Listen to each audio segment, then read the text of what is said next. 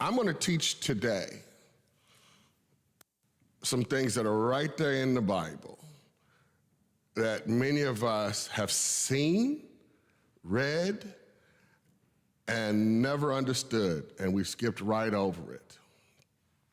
But it is the reason why you have the days you have every single day. It is the reason why it's always something. Today you're going to find out why it's always something. Every time I turn around, it's always something. You're going to find out why it's always something today, if you pay attention and listen. All right? Now, I had the verses that I was going to teach from in Matthew chapter 8, as Todd said, and I sent them to Tabby, and Tabby's got them up on the thing, and they're ready to go up on the screen. And then I was home this weekend and just talking to the Lord about it, and the Lord said, it's the whole chapter. And so I went back and I looked at it and I realized what he was doing, and it is the whole chapter. Now, we're going to highlight these verses, but we have to play the whole chapter so that you can hear it. Now, I'm not going to read to you a whole chapter. We've got the audio Bible. We're going to have it acted out. You're going to get to see it. Now, let me set the stage for you first. How many of you have ever been to college? Okay. All right. I've never been. I believe, though, when you go to college, that your professor will put a syllabus up on the screen or on the board and tell you what this class is about, what we're going to be learning, what they hope you to take away from it, right? Am I right? Does that happen in college? Sandy's like me, I don't know. Yeah. Okay, the Sermon on the Mount.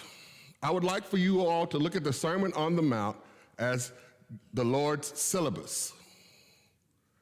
It's what he told all the disciples, those that were willing to follow him up that mountain, what it was going to be about, what this life was going to be about. And one of the last things that God said in the Old Testament is that my people are destroyed for a lack of what? Knowledge. This is very key. Not faith,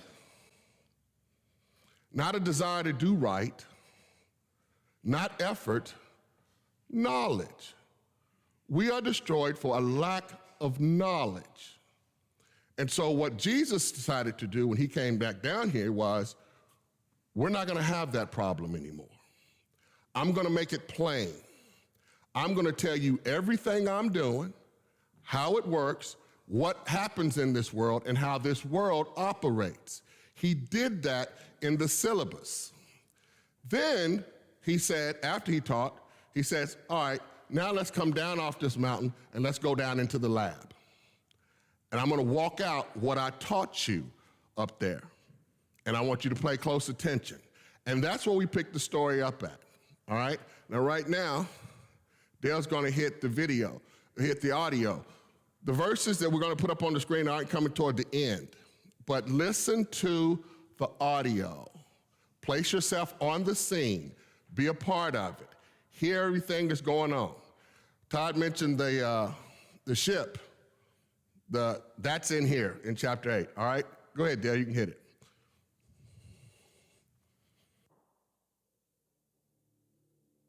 When he had come down from the mountain, great multitudes followed him.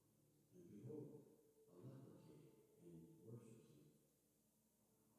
Lord, if you are willing, you can make me clean. Then Jesus put out his hand and touched him. I am well. Be cleansed. Immediately his leprosy was cleansed. See that you tell no one, but go your way. Show yourself to the priest and offer the gift that Moses commanded as a testimony to them. Now when Jesus had entered Capernaum, a centurion came to him, pleading with him, Lord,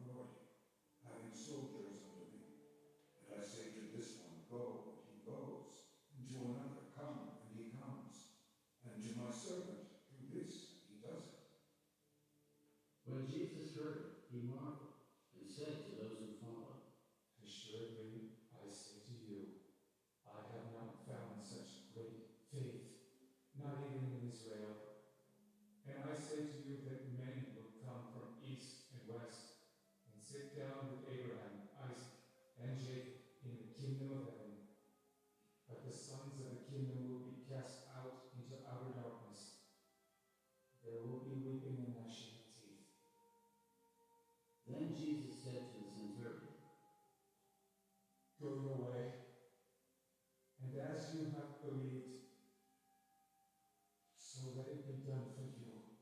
And his servant was healed that same hour. Now when Jesus had come into Peter's house, he saw his wife's mother lying sick with a fever. So he touched her hand, and the fever left her, and she arose and served them. When evening had come, they brought to him many who were demon-possessed.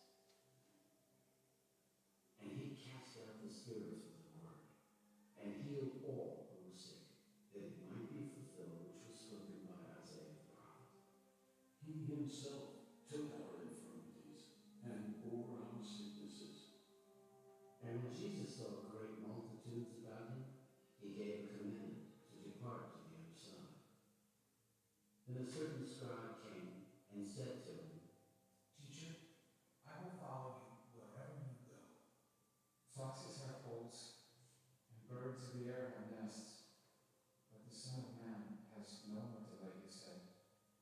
Then another of his disciples said to him, Lord, let me first go and bury my father. Follow me, and let the dead bury their own dead. Now when he got into a boat, his disciples followed him. And suddenly a great tempest arose in the sea, so that the boat was covered with the waves. But he was asleep. Then his disciples came to him and awoke him. See us, we perish. Why are you fearful? You have little faith. Then he arose and rebuked the winds and the sea. And there was a great calm. So the men marveled. How can this be? That in the winds and sea obey him. When he had come to the other side, to the country of the Gergesenes, there met him two demon-possessed men, coming out of the tombs, exceedingly fierce, so that no one could pass that way.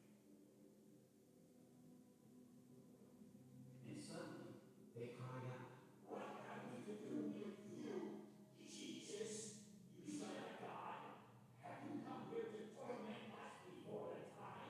Now a good way off from them, there was a herd of many swine feeding. So the demons begged him, Go.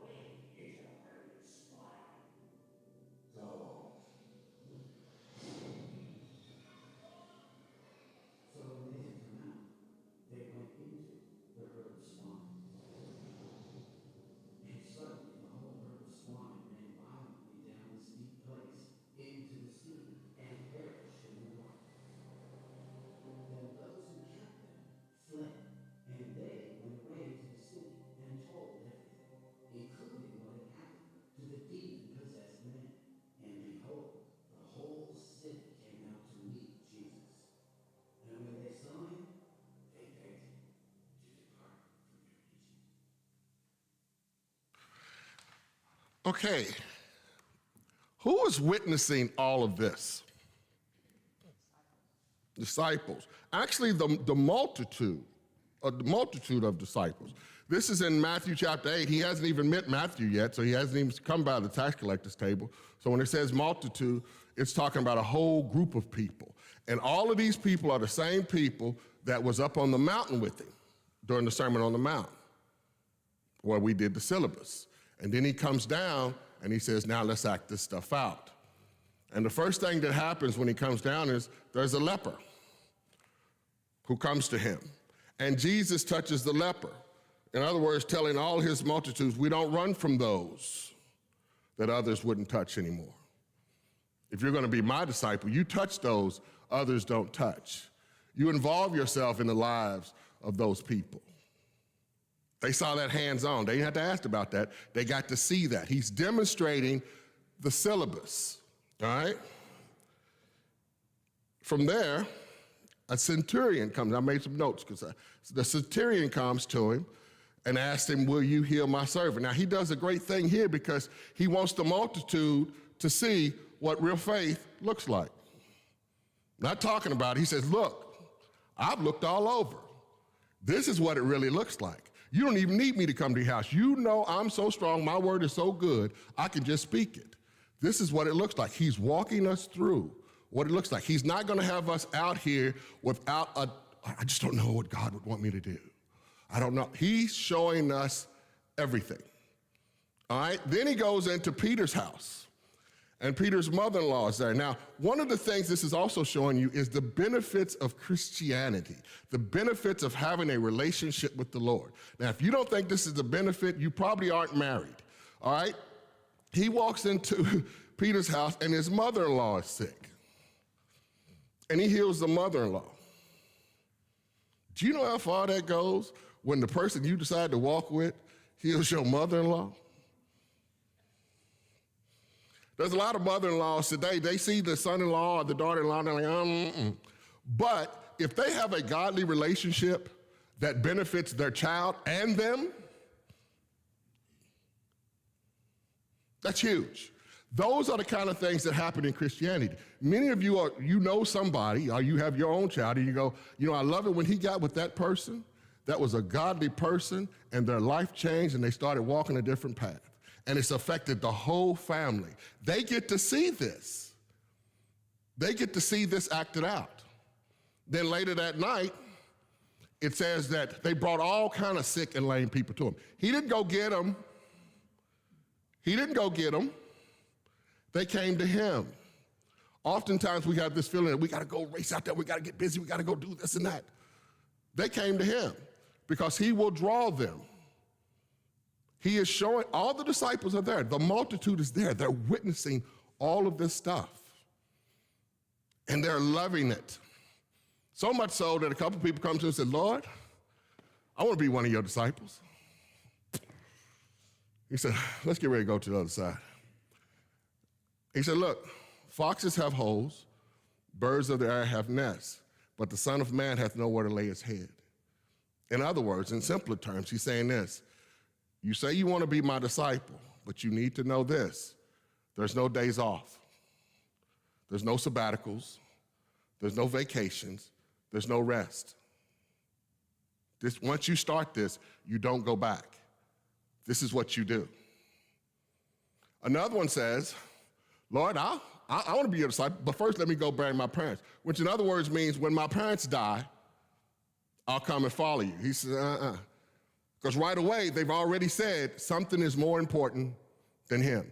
Keep in mind, the multitude is witnessing all this. He's doing an actual class. They're witnessing all this. He says, no, you let the dead bury their own. You come and you follow me. Now, let's put those verses back up again. So then they get in the ship, and they start sailing across. Now, as they're sailing across, we heard the storm. There is a storm. It is a windstorm. The waves are tossing the ship. Peter is nervous. All the disciples are nervous. They come to him. He sleeps down at the bottom. And you heard what he said to him. Where's your faith? Then he gets up, and he tells the wind to stop, and then he calms the waves. Now, I want to stick here just for a second, because this is all being witnessed by other ships and other people in the multitude. What he's showing you is this. Not only can I stop the wind, because that was one thing, but when he stopped the waves, because just because he stops the wind doesn't mean the waves start. They're already going. They're still going. You can shut the wind down. It's going to take a while for the water to settle. If you've ever been to a swimming pool and somebody did a can opener, you know it takes a while for the water to settle. But he immediately stopped the water. In simpler terms, I know what you did in your life. I know what it should reap. I know the harvest it should bring you, but I have the power to stop that. Because some of the things you sowed wasn't good. Some of the things you did in your life were bad. And if I let those come up, it will destroy you. I have the power to stop what you had already set in motion. The multitudes get to see that too. That is another benefit of Christianity. Tabby and I were saying what it is to trust in Jesus. This is the Jesus we trust in. Do you trust him like that? Do you have that kind of faith? To trust him like that, to know that he's got me in storms, like Todd said, no matter what's going on, that I can trust him. Now, let's find out why we have hard days. And when you come to the other side, to the country of, y'all see it, there met him 2 demon-possessed men coming out of the tombs, exceedingly fierce, so that no one could pass that way. You couldn't even get that way. These men come running down, all right? And suddenly they cried out, saying, "What have we to do with you, Jesus, the Son of God? Have you come to torment us before the time?" Now, a good way off from them, there was a herd of swine feeding. I can't skip past this. Go back to that last screen. Go back to the next one. Okay. Does anything jump off the page that y'all on this? What jumps off the page? Say that again. Everybody say it. These are demons. What Jesus wanted to teach his multitude was this. He said, let us go to the other side. Right now, we're in Judea. We're going to go to a Gentile country because I want y'all to see something. I want y'all to witness something. Now, it's a multitude following, not just 11. There's ships following. He says, I want y'all to see something. They get out, they start walking. Here comes those demons. Those demons say, have you come to torment us before the time? What does that tell you? Huh? He's going to win, and they know what? They know the schedule. I saw that and I was like, what? Nobody ever thinks about that. Those demons, Jesus wanted us to see, those demons on the other side in a Gentile country know the schedule. They know they're going to be tormented. They know I'm going to be doing the tormenting. They even got a ballpark figure on when it's going to happen. They also know this ain't the time.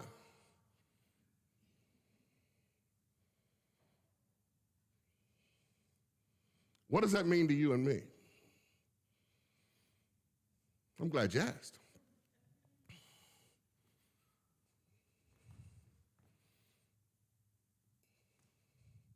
They know who you are. They know what God has called you to do. They know how you're gifted.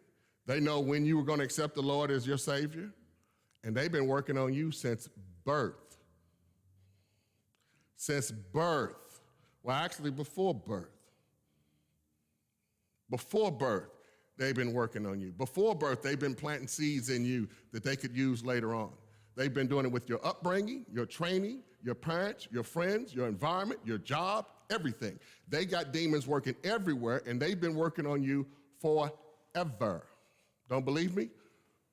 You think he waited until you got saved and then he decided he's going to come against you? When did he try to kill Moses? Yes. Wasn't even sure.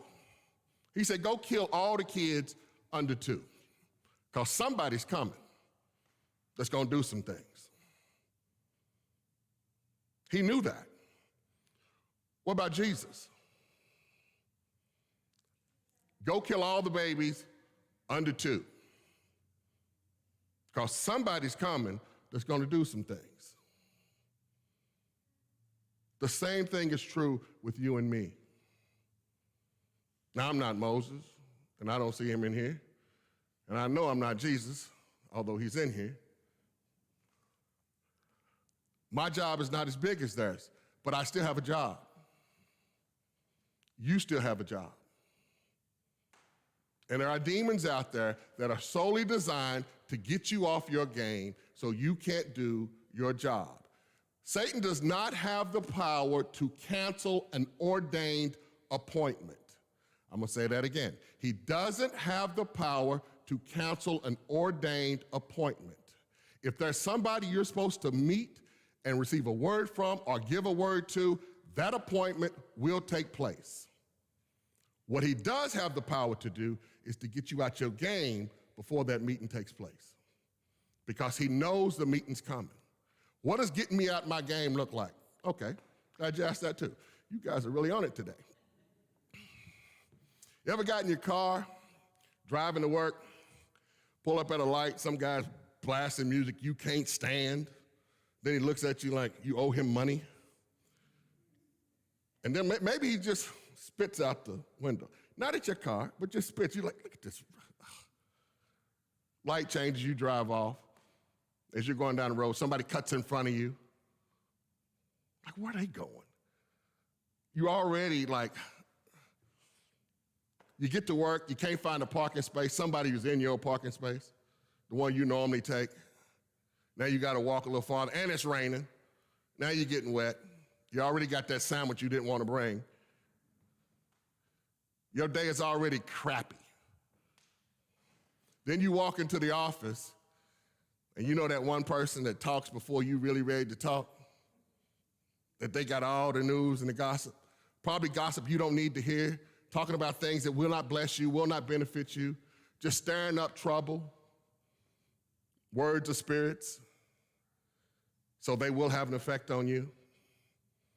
So right away, your morning is going, exactly. And then here comes your godly appointment. Here comes that mom with a daughter that needs some conversation, that husband that's going through a hard time, that person who just lost their job, that Christian that's looking for their way.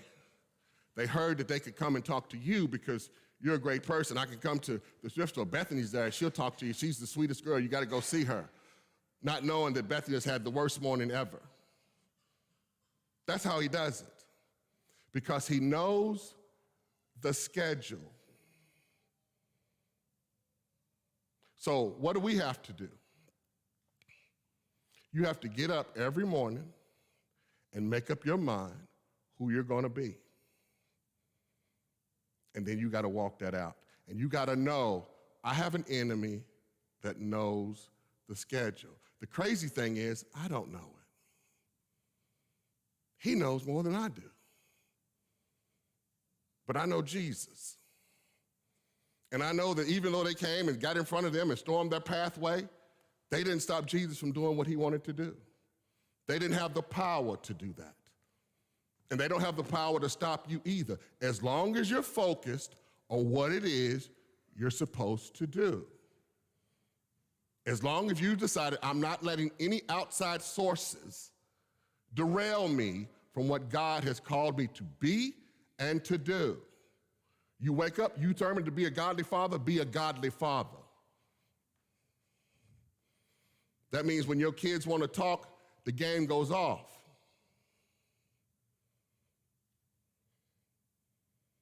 That means when the text comes from that one Christian that's always got all those questions, you don't go, oh.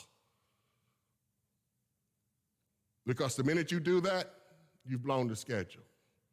You've missed your ordained appointment.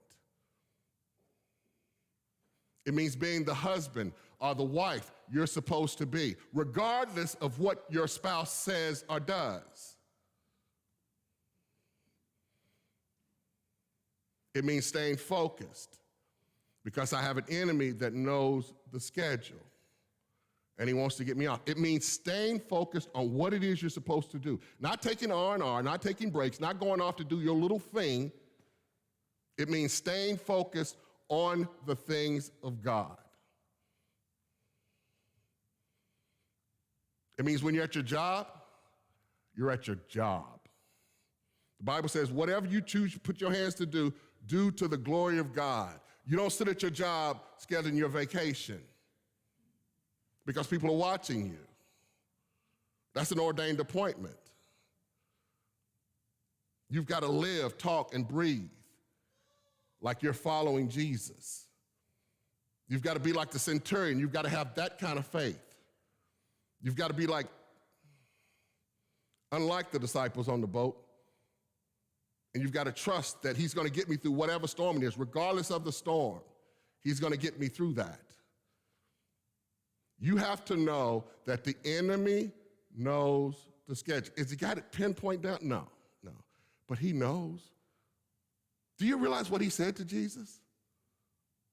He says, have you come to torment us before the time? Jesus ain't gone to the cross yet. He ain't been buried. He had been raised from the dead. But the demons knew it. They knew he was coming. They said, but you ain't supposed to be here now. He did that just for us.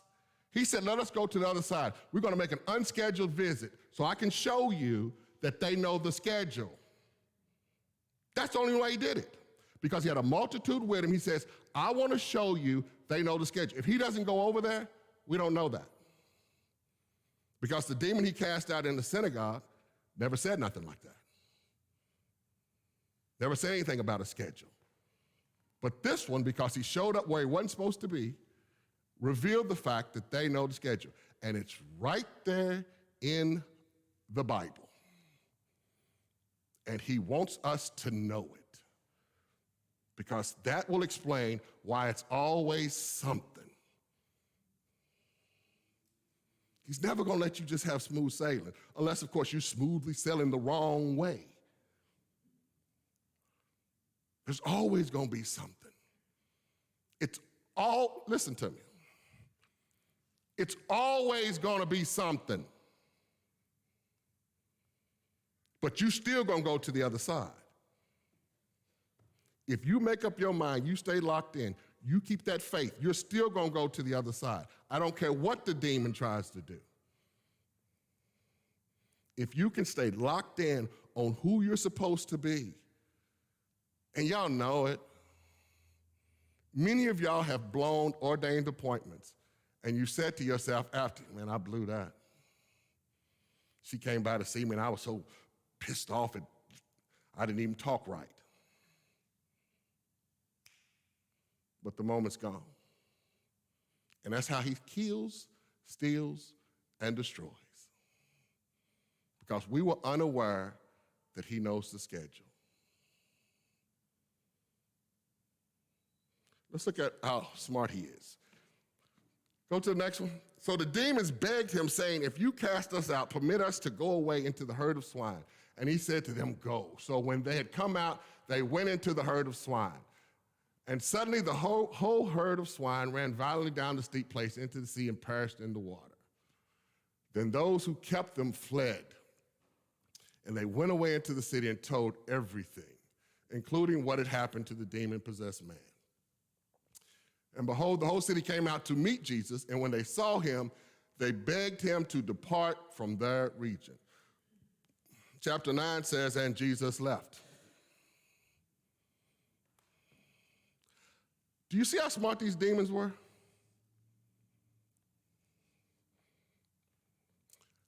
This is a Gentile country. They had hogs.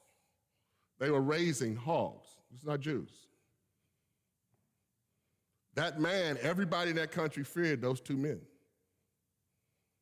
They came out and saw those two men in their right mind.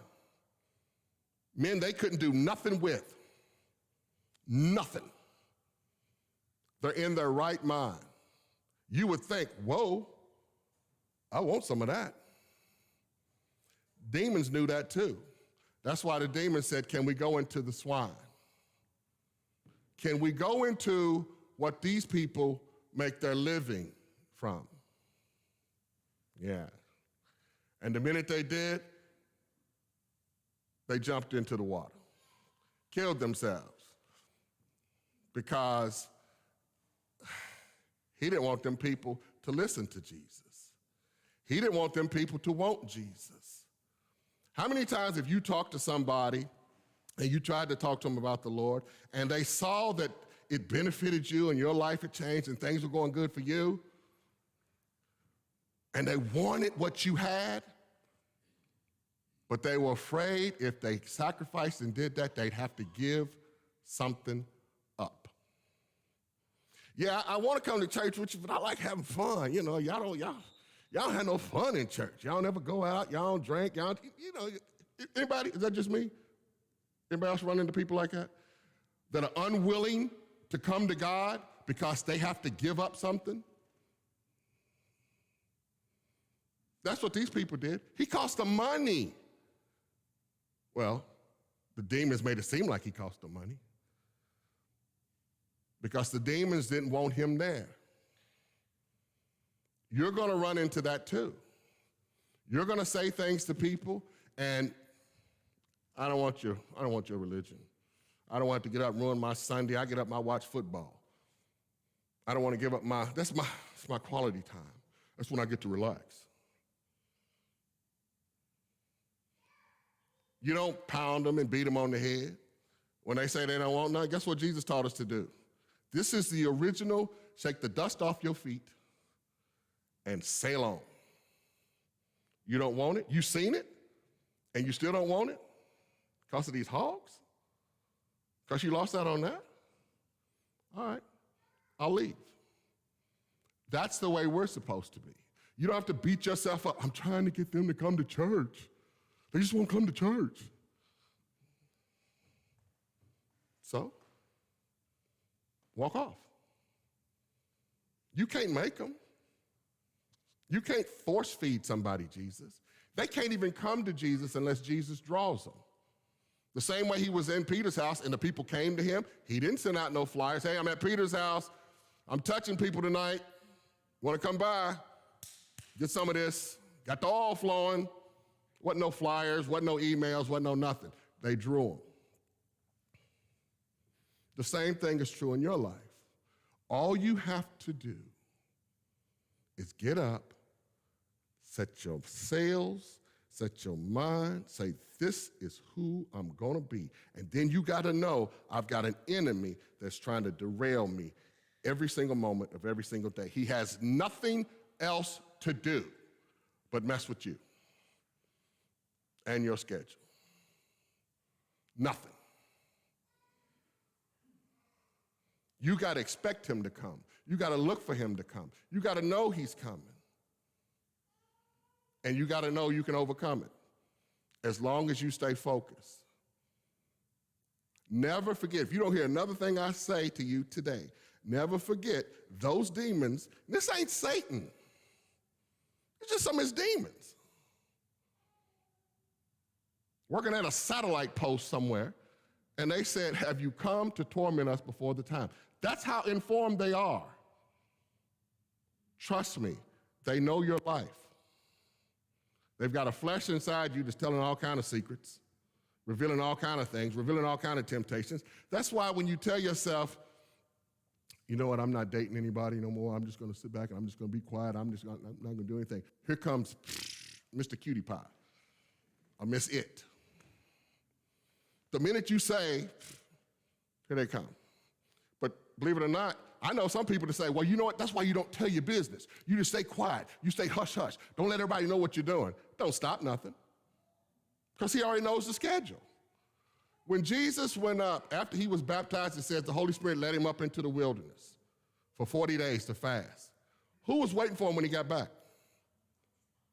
Who told him when he was coming back? Who put it out? So Jesus will be back. It's 40th day. He'll be back. Satan waiting on him when he comes out. You can stay quiet. He knows the schedule. Does this make any sense? Now, I'm not saying this to scare anybody. I'm saying it because this is knowledge. This is literally day 2, because remember they said they came to him in the evening time after he come down from the mountain that he healed them at Peter's house. This is the next day. This is day 2 after the sermon. Jesus is showing us Satan knows the schedule. This is early in your Christian walk. This is not something that needs to wait till they get walking with the Lord 10 years. No, they need to know now. You need to know now. Have I lost anybody?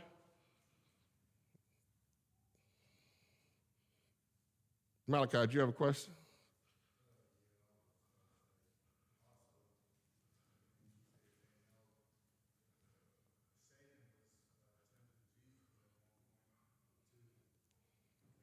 Yeah. Exactly.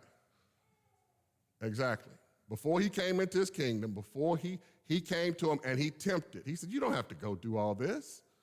You could just bow, if you bow down and worship me, I'll give it to you. He knew exactly what he was going to do.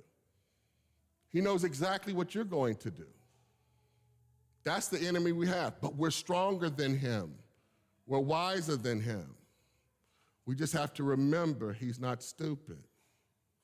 And he's plotting and he's planning. My default answer, and I'm gonna close with this. Girls, y'all can come on back up. My default answer, and I tell Todd this all the time, is no. Hey, Dante can't, no. Nope, I can't, because I don't know where that's coming from. I know Satan comes first because he knows the schedule. He'll bring a tempting offer to you. You know, you should do this. And trust me, it will be tempting. It will look good. And if you fall for it, it will take you off track and you'll miss an appointment. This makes sense? Have I confused anybody? Was this too much? Did y'all need to hear this? Did you need to know this? Have you come to torment us before the time? All right, let us stand and sing.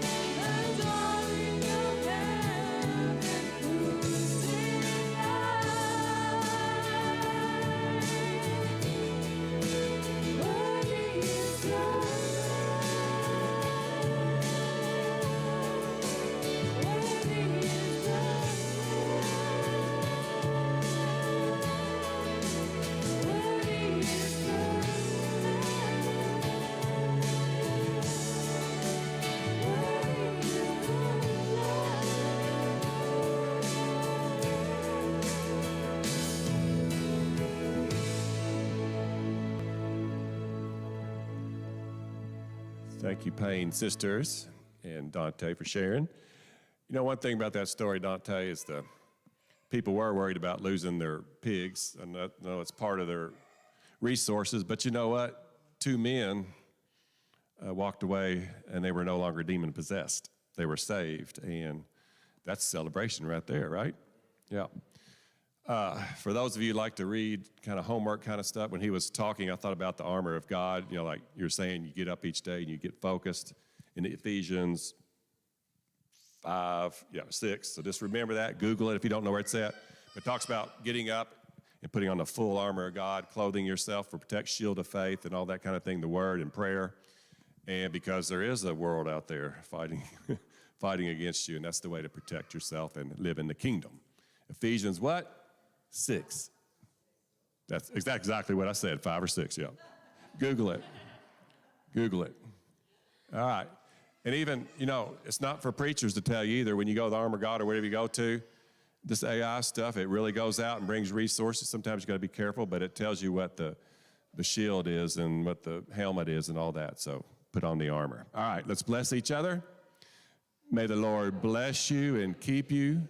May he make his face shine upon you and be gracious to you. The Lord lift up his face upon